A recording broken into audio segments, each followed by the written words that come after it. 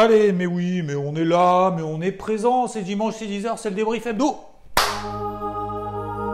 Et alors, ces chiffres d'inflation US, est-ce qu'on n'aurait pas sur certains indices des signes de faiblesse? Les cryptos, toujours au taquet? Et si nous faisions un tour d'horizon à 360 degrés? Alors que la Banque Centrale Européenne devrait baisser ses taux d'intérêt au mois de juin, le gouverneur de la Banque de France l'a rappelé cette semaine, on a toujours aux États-Unis entre 1 à 2 baisses des taux anticipées par les marchés d'ici la fin de l'année de la part de la Fed. Je rappelle qu'on était entre 6 et 7 d'anticipation de baisse des taux en début d'année. Et dans la mesure où la croissance aux États-Unis est nettement inférieure à ce qu'on attendait au premier trimestre, 1,6% de croissance seulement contre 2,5% attendu, et que l'inflation est en train de remonter, autant te dire qu'il ne faut pas décevoir sur ce point, sur le point de l'inflation. Alors on a eu deux choses cette semaine. L'indice des prix à la production, pour commencer, une petite mise en bouche, et elle était ressortie nettement supérieure aux attentes, 0,5% contre 0,3% attendu. Et ça, c'est pas bon du tout. Puisque, tu t'en doutes, si les prix à la production augmentent, à un moment donné, les consommateurs vont douiller. Et si c'est pas demain, ce sera après-demain, ou après-après-demain, ou après-après-après-après-demain. Enfin, bon. Mauvaise nouvelle donc, oui. Mais non. Puisque les chiffres publiés le mois dernier, alors d'ailleurs entre nous, je sais pas s'ils mettent un mois à recalculer le bazar pour savoir s'ils se sont trompés ou pas, ou tout simplement c'était l'heure de l'apéro, mais les plus 0,2% qui avaient été déjà publiés, et ben finalement c'est moins 0,1%, donc révisé à la baisse. Donc la mauvaise nouvelle qui a été publiée cette semaine est largement compensée par cette forte révision à la baisse des chiffres du mois passé. Si on peut faire des feintes comme ça, hein, c'est un petit peu plus marrant. Hop, 0,2, ah bah non, 0,1, bah moins 0,1 c'était la feinte. Bref, ça va, même si c'est quand même la plus forte augmentation depuis avril 2023. Et la deuxième chose, nous avons donc les prix à la consommation, le CPI pour ne pas dire l'inflation. Eh bien c'est la première fois que l'indice des prix à la consommation recule en 6 mois. 3,4%, c'est exactement ce qu'attendait le marché. Un poil de ce que tu veux, en dessous des 3,5% qui avaient été publiés le mois passé. Logement et essence, ça représente 70% de cette augmentation. Donc, si t'as pas de logement et que t'as pas de voiture, en fait, ça va. Arrête de te plaindre. Et vu que le marché est en mode good mood, eh ben, l'absence de mauvaises nouvelles, mais aussi finalement l'absence de bonnes nouvelles, est une bonne nouvelle. Bisous, bisous, gentil bisounours. Et avant de voir tout ça, la réaction sur les indices et tout ça, je sais ça fait beaucoup de tout ça, mais c'est important. Direction chez Lionel, Argentina. Ah non, je confonds avec Brazil. La Banque Centrale d'Argentine. Putain, j'arrive pas à le dire. Pourquoi j'arrive pas à dire Argentine? La Banque Centrale d'Argentine, ça y est, enfin, a réduit son taux d'intérêt pour la 6e fois sous la présidence de mon homologue de prénom, Javier. On passe de 50% à 40% de taux d'intérêt. Donc ça va, hein. Arrête de te plaindre avec ton taux d'intérêt à 5,5%. Arrête de te plaindre. 2 fois, ça fait 2 fois déjà là. On était à 133% en décembre. Ouais. Inflation, 8,8%. On était à 26% d'inflation en décembre. Donc baisse des taux d'intérêt, hein, même s'ils sont ultra hauts, disons que ça se détend. Et allons de l'autre côté de la map, où justement d'ailleurs la Banque Centrale du Japon est complètement à l'opposé, avec une hausse des taux d'intérêt anticipée par le marché, puisque la Banque Centrale réduit ses rachats d'obligations. Et aujourd'hui, le marché estime qu'il y a 70% de probabilité qu'il y ait une hausse des taux en juillet. On était à 50% d'anticipation il y a 2 semaines. Donc l'inflation est en train de revenir là-bas. Raison d'ailleurs pour laquelle, et ça on le verra plus tard, que l'indice japonais, le Nikkei, est en situation de faiblesse depuis 2 mois.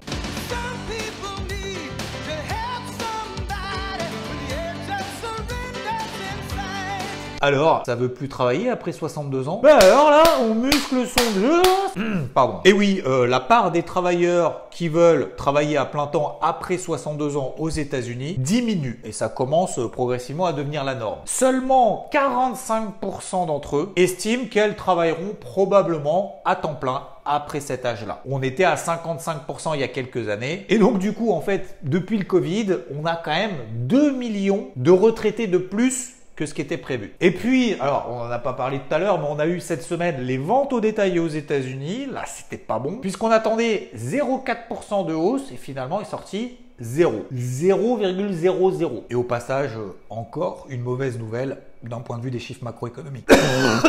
Mais vu que c'est mauvais et que le marché s'en cogne, en fait, il se dit plus c'est mauvais, plus il y a de chances d'avoir une baisse des taux d'intérêt de la part de la Fed. Ouais, je sais, je m'approche un peu de la caméra, peut-être que... Parenthèse fermée. Donc oui, toute l'épargne qui a été accumulée pendant le Covid, on n'avait rien d'autre chose à faire finalement que garder son argent quelque part, et ben, a pu. C'est pour ça que le chiffre des ventes au détail n'était pas bon, et du coup que la croissance des dépenses de consommation au premier trimestre est due en grande partie à la baisse du taux d'épargne, qui est tombé d'ailleurs à son plus bas niveau depuis 17 mois. Donc on travaille moins, on pioche dans l'épargne, qu'on a bientôt plus en fait, parce qu'à un moment donné, à force de piocher, pas trop ce qu'on va trouver, mais... Et en plus de ça, hein, on l'avait vu, c'était il y a 2 semaines, les créations d'emplois sont nettement inférieures à ce qu'on attend. Bref, à un moment donné, la consommation baisse, hein, c'est logique. Voilà. On a fini pour la partie macro, donc du coup, on passe tout de suite à la partie... BAM! x2 d'un coup sur l'action GameStop. Ça, c'est fait, ça dégage. Alors, pourquoi elle a fait x2 comme ça d'un coup GameStop? Eh bien... c'est grâce d'ailleurs, ou à cause, ça dépend dans quel sens t'étais, de Kitty. Eh oui, c'est un personnage internet très connu dans le monde de la finance qui s'est réveillé. En fait, il faut savoir qu'il avait encouragé un peu tout le monde à acheter les actions GameStop en 2021 et tout le monde s'est précipité, ce qui a fait sauter en fait l'action, mais ça a surtout fait sauter tous les vendeurs à découvert qui se sont dit ouais, la boîte elle va aller à 0 et tout. Et quand tu es vendeur sur le marché et que l'action explose, à un moment donné, faut que tu coupes tes positions parce que tu es en appel de marge. Et là, ça avait séché un paquet de milliards. Eh ben, tu me crois pas, Kitty s'est réveillé. Et d'ailleurs, depuis 2021, il avait rien publié. Rien, que dalle, que chi. Endormi total. Du coup, il a posté sur X un gamer penché sur sa chaise, comme s'il allait acheter des actions GameStop. Et là, message subliminal. Tout le monde l'a suivi. On se rappelle ce qui s'est passé et bam, tu me crois pas, ça a séché 2,5 milliards de dollars de positions vendeuses. Donc c'est pour ça du coup que l'action a fait x2. Entre temps, bien évidemment, le New York Stock Exchange, il a essayé d'arrêter les cotations au milieu, tout ça, parce que ça allait trop vite, c'est un peu le bordel. Wow!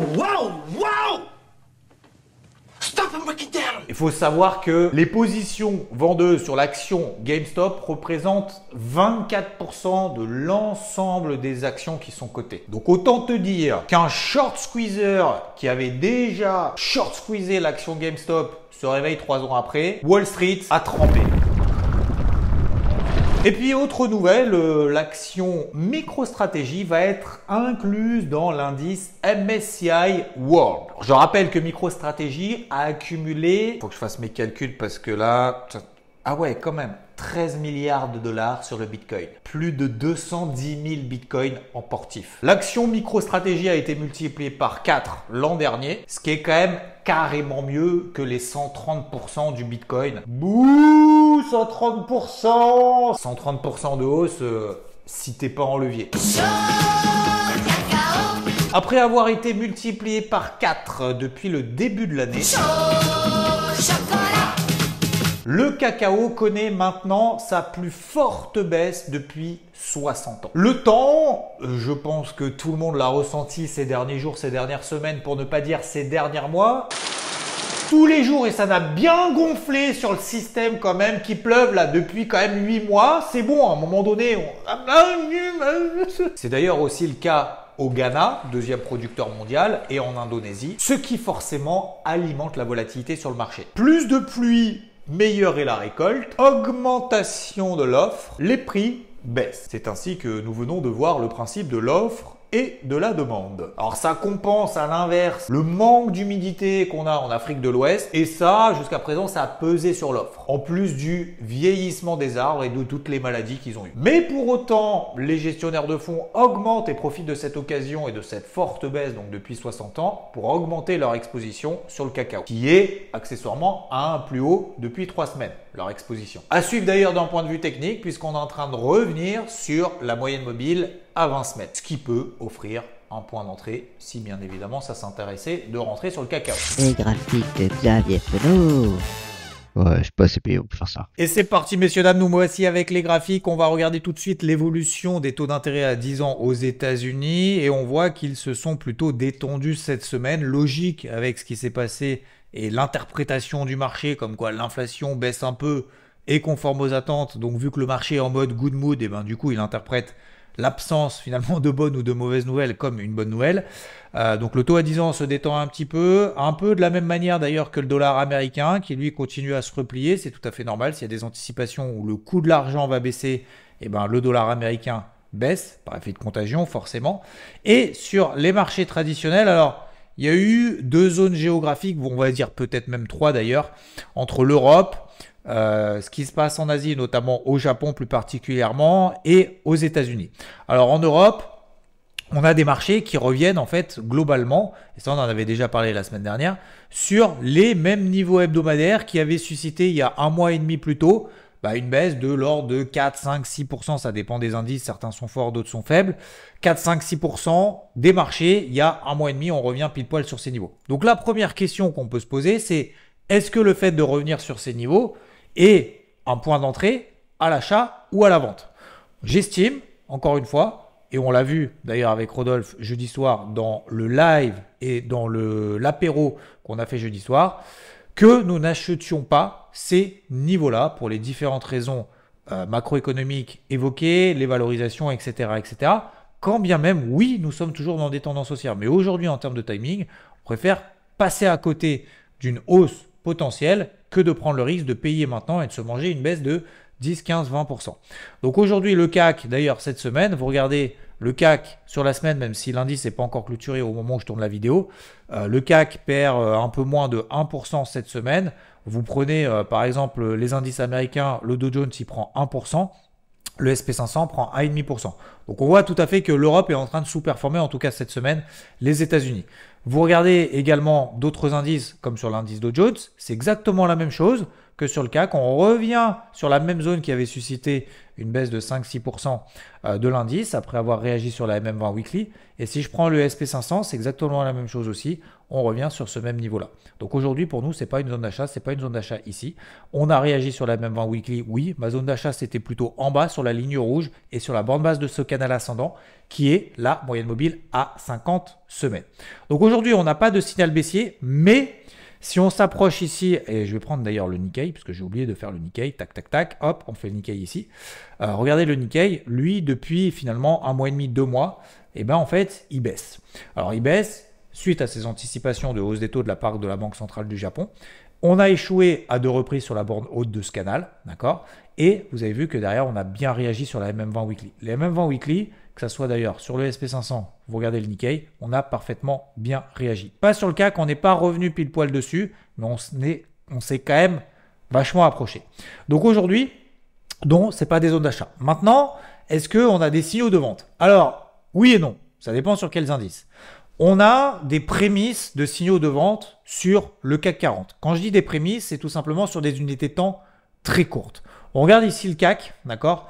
Ici, donc j'avais revendu, j'ai toujours un tiers d'exposition à la vente sur le CAC, je me fais un petit peu traîner dessus depuis un petit moment. Mais depuis 2 mois, finalement, vous voyez qu'on est dans un range ici entre 8002 et 7009. Sous la MM20 Daily, hop, signal de vente jusqu'à la MM50. Et vous avez vu ici cette zone des 7900 points, c'était là-dessous qu'il y avait une dégradation, qu'il pourrait y avoir une dégradation de cette tendance qui est haussière matérialisée par ce canal ascendant. Et vous voyez qu'on est passé d'une tendance haussière à une tendance neutre ici dans un range autour de la moyenne mobile 20 jours, ici en bleu, qui est en train de s'aplatir et qui s'est aplati. Donc aujourd'hui, on est dans une tendance neutre. Mais la dégradation de cette tendance neutre à tendance baissière n'aura lieu que si on s'installe sous la borne basse de ce canal ascendant qui invaliderait du coup toute cette hausse. Pour le moment, ce n'est pas le cas. Et cette tendance neutre serait également invalidée si on sort par le haut, bien évidemment, de ce range ici latéral au-dessus des 8230. Donc il y a quelques semaines, finalement, je vendais sous la MM20 Daily jusqu'à la MM50 et je ne renforçais que si on passait et on s'installait sous la borne basse de ce canal ascendant. Ça n'a pas eu lieu. Aujourd'hui, on est revenu là-haut. Cette zone a suscité une baisse de 5% de l'indice. On revient systématiquement ici sur cette zone. Et cette zone suscite, en tout cas cette semaine, pour le moment, l'intérêt des vendeurs. En tout cas, pas des acheteurs. Donc aujourd'hui, on a des prémices de dégradation si on se place, et je ne vais pas trop rentrer dans les détails, sous les zones de polarité, sous les 8180. Tant qu'on s'installe, tant qu'on est sous les 8180, casquette rouge, polarité négative, parce qu'on est ici en train de dégrader notamment la tendance horaire. La tendance horaire ici, MM20 horaire qui est au-dessus de la tête, MM50 horaire qui est au-dessus de la tête. On passe d'une pente ascendante à une pente plate et on passe progressivement à une pente baissière. Tant qu'on est sous les 8180, oui, on a une petite dégradation horaire, absolument pas en H4, ça sera sous 8120 en H4. Et en H4, vous voyez que c'est un élément de convergence énorme. MM50 H4, borne basse du canal ascendant daily et ce niveau finalement qui a suscité l'intérêt progressivement et dans un premier temps des acheteurs et dans un second temps ici des vendeurs. Donc si on passe sous 8120, là, ce sera une vraie première alerte. Aujourd'hui, ce n'est pas une vraie première alerte, donc c'est pour ça qu'il faut y aller avec parcimonie. Concernant le DAX, c'est un petit peu la même chose. Hop, si on se place ici en horaire, la MM20, la MM50, mais vous voyez que le DAX est un peu plus fort que le CAC et on n'est pas passé sous les plus bas de la semaine. Ici, cette mèche-là, c'est la mèche PPI, hein. C'est l'indice des prix à la production, on l'a vu tout à l'heure. La nouvelle n'est pas bonne puisque le PPI est supérieur aux attentes, mais le chiffre du mois précédent finalement est révisé à la baisse. Donc derrière, on fait simplement une mèche et derrière, le marché repart. Mais vous voyez qu'il repart et très rapidement, il revient sur ses plus bas de la semaine. Donc 18 600, si on passe là en dessous, effectivement, il y a une dégradation. Pour le moment, c'est absolument pas le cas. D'accord? Donc les indices européens sont faibles. Oui. Il y a des signaux baissiers? Non, absolument pas en daily. Est-ce qu'il y a des signaux baissiers en horaire? Oui, mais c'est uniquement des unités de temps très courtes pour le moment. Donc il faut y aller vraiment mollo. Concernant le Nikkei, alors là, il y a une figure que j'aime particulièrement, c'est notamment les drapeaux, ces phases de consolidation ici, très rapidement. Hop, une tendance baissière H4. On a ici la formation d'un canal ascendant, donc une tendance primaire qui est baissière, une tendance secondaire qui est haussière, matérialisée par ce canal ascendant.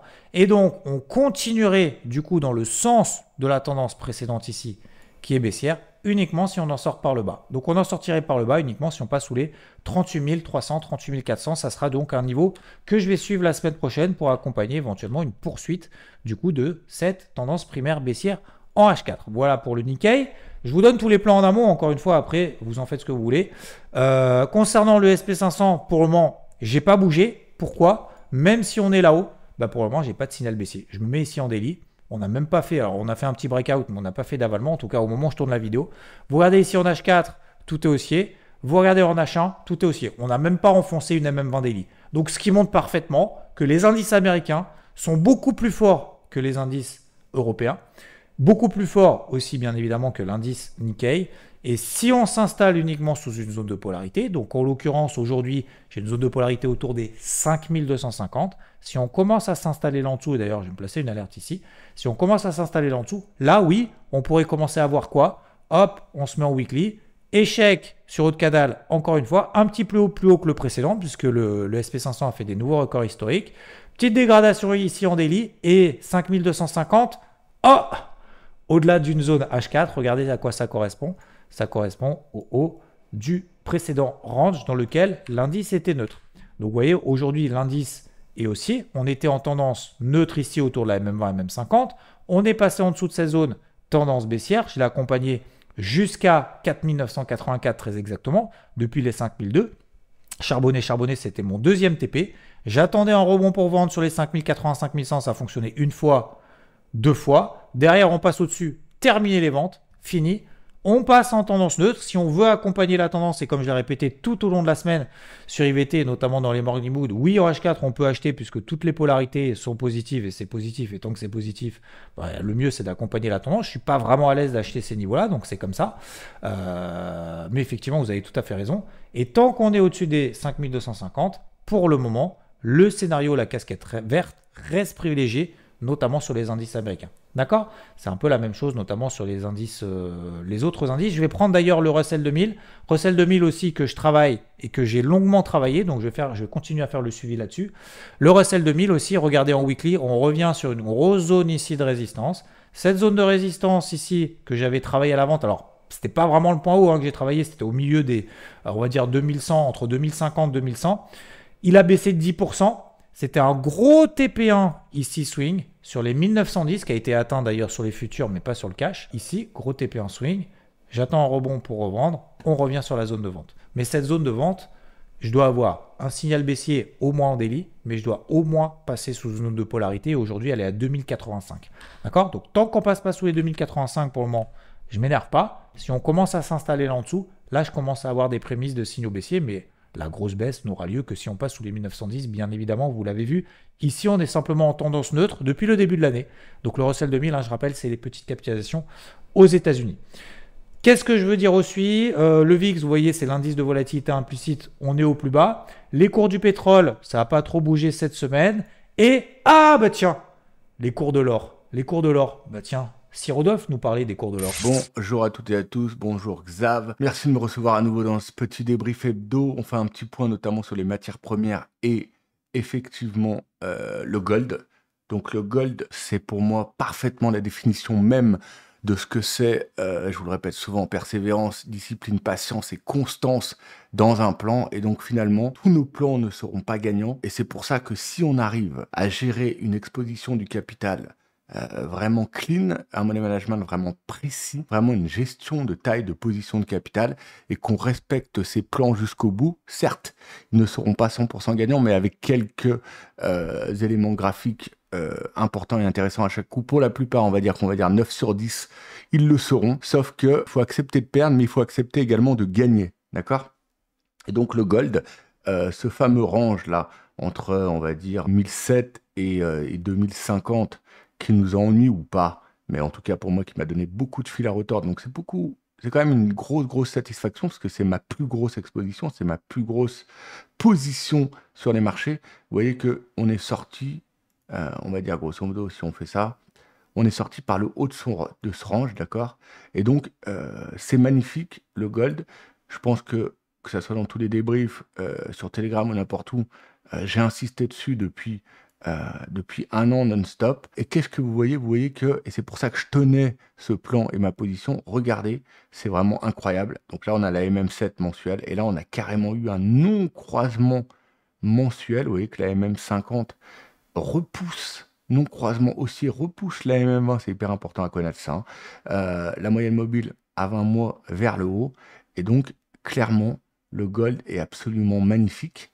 Et donc, je pense, vu la sortie et vu l'impact, ça va mettre du temps, mais on devrait quand même rejoindre les 2550, les 2006, les 2007, voire les 2008, voire même les 3002, on ne sait jamais.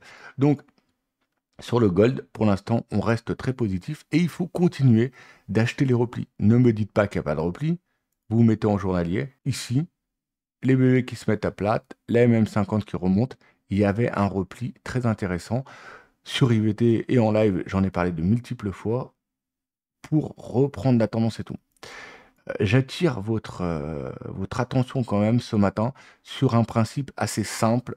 Je vais demander à la révision sur IVT également la loi de Do, DO, de Charles Do, qui a donc, c'est lui au final, on l'a vu, qui a inventé le Dow Jones, d'accord? Donc vous allez sur Google simplement et vous faites une recherche et une révision sur la loi de Do. C'est hyper important, c'est certes peut-être une des lois les plus simples qu'on trouve dans le monde du trading et de l'investissement, et finalement c'est une des lois que parfois on a tendance à oublier, moi le premier, et à de ne pas me servir, alors qu'elle vous évitera peut-être, certainement, même sûrement, sur les unités de temps de l'horaire du 4 heures du journalier, du l'hebdo, vous évitera toutes les conneries du monde, et en tout cas pour ma part, par exemple en début d'année, m'aurait évité bien des conneries sur les indices. Donc magnifique, et autre chose, on va terminer là-dessus, puisqu'il y a un vraiment engouement sur ces matières premières qui sont vraiment orientées à la hausse, avec vraiment... Ah bah j'ai oublié de mettre ma caméra, bon tant pis, c'est pas bien grave, vous connaissez ma tête de con. En tout cas, regardez, c'est également l'argent. Et donc l'argent, je vous en parle ce matin, pourquoi? Bah parce qu'on a un vrai break, up mensuel de la résistance des 28-30. Donc ça, c'est très intéressant. Et finalement, l'argent, tant qu'il arrivera à se maintenir au-dessus des, voilà, on va dire au-dessus des 26 pour prendre un peu de marge, vous le verrez en journalier, l'argent devrait continuer vers nos copines, les résistances suivantes. Donc vous voyez que la résistance suivante, la prochaine, c'est là, 34,50, d'accord? Celle d'après, c'est tout bête, c'est là, c'est autour des 42. Et pourquoi pas retourner sur son ancienne résistance autour des 50. Et pourquoi pas peut-être aller en price discovery avec des nouveaux ATH sur l'argent, j'en sais rien. En tout cas, je ne suis pas là pour savoir, mais en tout cas, suite enfin au départ. Alors, il faut faire attention avec l'argent parce qu'il est beaucoup plus volatile, beaucoup plus manipulé, moins liquide, donc il faut faire quand même un peu gaffe.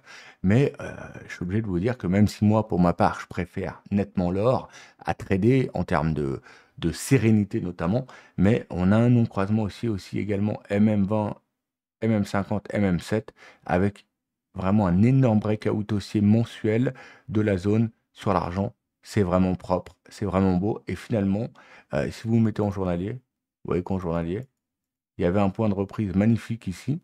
Mais on voit que, voilà, en termes d'invalidation, tant qu'on ne recasse pas ces plus bas précédents, on va continuer sereinement notre loi de dos pour monter encore, tant qu'on ne casse pas ces plus bas là. Donc voilà, ce matin, petit focus pour tout le débrief hebdo et pour tout le monde sur ces matières premières qu'on le vend en poupe et au final, pour l'instant, qui font un début d'année 2024 incroyable sur l'or et l'argent, mais surtout qui insiste sur le fait que c'est vraiment important d'être constant et quand on a un plan, d'y croire et d'aller jusqu'au bout de ce plan. Je me permets une petite satisfaction quand même personnelle sur le gold, ça me fait du bien, ça me fait plaisir parce que c'est ma plus grosse expo, c'est celle avec laquelle je vous saoule jour et nuit, matin et soir depuis 1 an et demi et voilà, tout se passe comme prévu, ça a été long, hein, ça a été dur, compliqué, voilà, mais surtout, finalement, ça sort par le bon sens et c'est cool, mais voilà, c'est pas maintenant qu'il faut arrêter de les suivre, parce que l'ensemble des matières premières, notamment le gold, l'argent, mais il y a aussi le cuivre, sont magnifiques à trader en ce moment. Voilà, je vous souhaite bien évidemment toutes et à tous un très très bon dimanche, plein de motifs. Je vous embrasse, à bientôt. Merci beaucoup. Salut Xav. Alors sur les cryptos, tout va bien. Le calme qui dure depuis 2 mois continue et on a eu de très belles réactions sur des beaux niveaux. On regarde ici par exemple le Bitcoin qui a très bien réagi sur sa MM20 weekly. Donc là on est en données hebdomadaires, c'est la ligne bleue ici. Vous voyez que ça réagit très très bien. On prend la capitalisation totale, on a parfaitement réagi et on est en train de réagir ici. Total 3, si on exclut Bitcoin et Ethereum, on tient également très bien ces niveaux. Et si on zoome un petit peu sur des unités de temps plus courtes, ici, si on regarde Total 3, donc vraiment uniquement les altcoins en excluant en plus l'Ethereum et donc bien forcément le Bitcoin, on voit qu'on est dans un étau de compression sous la forme d'un triangle symétrique, ce qui veut dire qu'à un moment donné, on va en sortir par le haut ou par le bas bien évidemment, mais on va sortir probablement avec violence. Donc il pourrait se passer un truc au cours de ces prochaines heures, de ces prochains jours. Encore une fois, je ne sais pas, peut-être qu'il s'est passé un truc de ouf entre le moment où je tourne la vidéo et le moment où on la visionne ce dimanche matin. Donc actualiser bien évidemment tout ça, mais ça ne change rien à mon point de vue que pour le moment, tout reste ultra positif. On est sur le Bitcoin depuis 2 mois, oui, dans une grosse phase de latérisation. Cette phase de latérisation s'inscrit dans le cadre d'une tendance primaire qui est particulièrement haussière et cette tendance primaire haussière perdure. Alors je rappelle que concernant la partie crypto, je fais et on fait un débrief crypto le mercredi ou le jeudi matin. Donc il y en a eu un il y a 4 jours, 3 jours. N'hésitez pas à le visionner parce qu'on rentre dans les détails en cours de semaine. Là, j'actualise simplement et je rentre pas trop dans les détails. Ok ? Donc aujourd'hui, par exemple, sur les cryptos les plus fortes et notamment Solana, que j'affectionne particulièrement, on a cassé un bouchon ici sur les 152 $. On devrait justement continuer progressivement jusqu'à 190. Il y a des cryptos qui sont moins fortes, mais sur lesquelles il y a des opportunités d'entrée. On l'a également vu avec l'apéro avec Rodolphe jeudi soir sur Twitch. On a par exemple ICP qui revient sur une belle zone. Elle ne fait pas partie des cryptos les plus fortes, mais c'est en train de réagir.